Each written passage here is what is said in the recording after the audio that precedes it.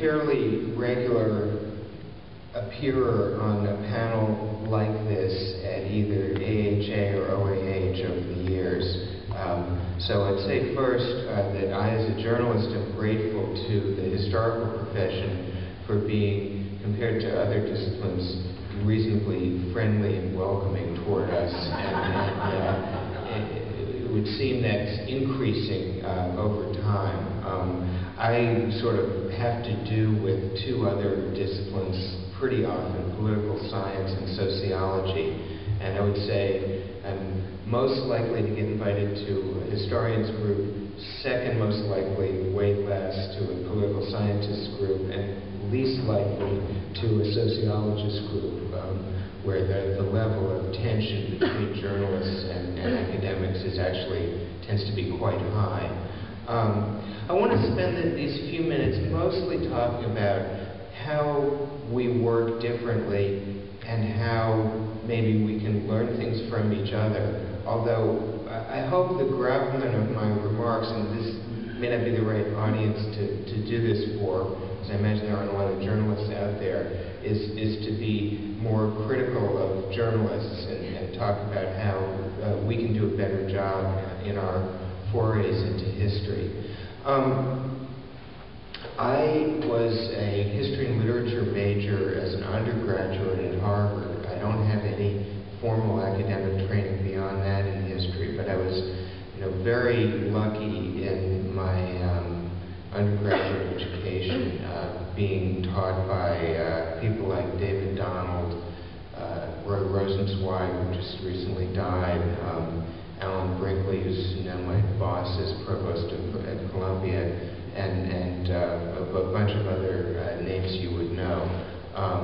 So I got, for an undergraduate, pretty well educated in history. And, one of the things that I remember most clearly, and I would attribute this mostly to David Donald, as it's hard for you to connect to because this is so obvious to you, but it's not to people who are undergraduate students of history and sort of consumers of history. And that is that what historians do is essentially argue with each other. Most people who have some interest in and access to history think that what historians do is find out what happened in the past and tell us about it. And I remember particularly a seminar I took with David Donald, a sort of advanced seminar that I talked my way into, and he essentially said on the first day of the seminar, nobody cares about that, come on, we only care about historiography. I mean, I'm exaggerating somewhat, rather than history itself. And what I am here to do is acquaint you with debates on specific topics.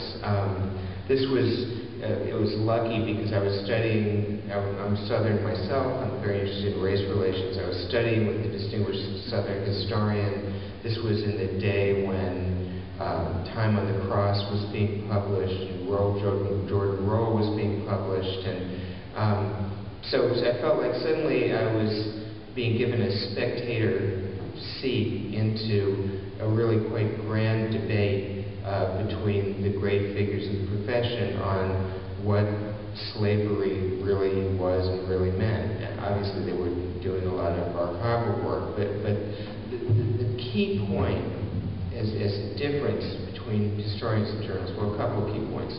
One is, to use horrible business school and management consultant jargon, you guys are in a B2B business. That is, and we're in a B2C business, if you know that jargon. B2B means business to business, B2C means business to consumer. The academic field of history is a highly structured field. People like Joan, as she just described, some people have had careers where they can kind of escape from some of the strictures.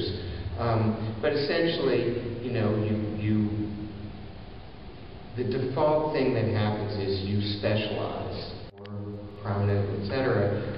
You're really identified as one of a fairly defined group of people who were conducting a vigorous, respectful, spirited, highly structured argument about a set of research questions. You know, you're a participant in an expert discourse.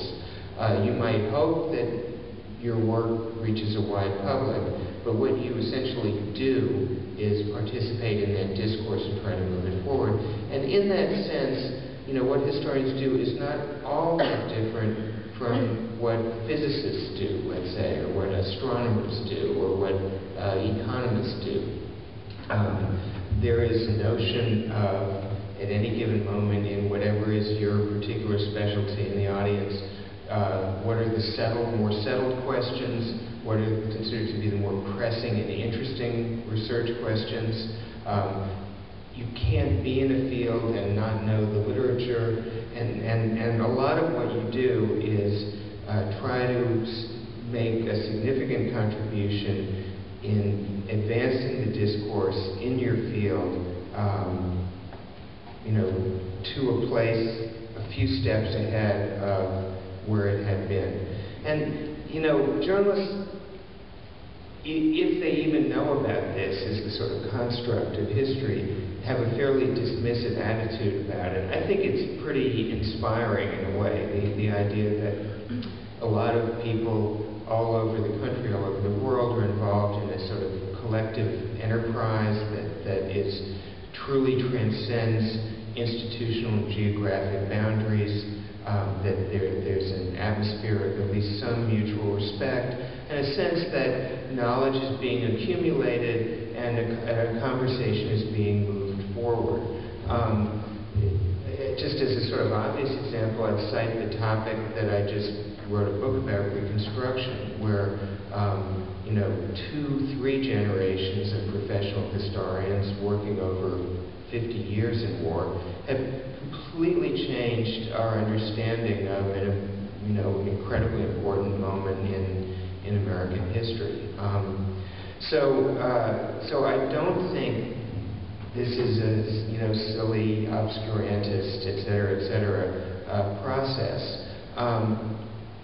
It is a process that is not designed, you know, when you hear about it, when you hear me describe it the way I'm describing it, you may disagree. It's just not designed to reach broad audiences. Sometimes it can, often it doesn't. Often people who do this for a living, like Professor Donald, at some moment say, now I'm going to write a book that will be conceived as not part of the scholarly discourse, but a popular work, and then if they're lucky, it becomes popular. Sometimes people reach a point in their life where they can write a sort of very grand survey of some topic or theme, and again, that can reach a wider audience. But the profession is not set up to do this, basically, and I would argue that's not really a problem. Now I'll say a few things about how journalists work. To the extent that but it's fair to say if we work for newspapers and so on, we write the first rough draft of history, or if we work for magazines, we write the not quite so rough first draft of history. But we often wander into the world of trade publishing and choose historical topics. Here's what we tend to do, and I'll use my book somewhat as an example, my last book. We think one thing we do as far as topics go is we pick a set of topics that the profession itself has relatively little use for. I would say the number 1 and number 2 topics, this isn't universally true, of course it isn't true of me, among journalists writing history are military history and presidential history. If I could have a show of hands, in the last 10 years, has someone been tenured in your department for writing military history or presidential history? That's what I thought.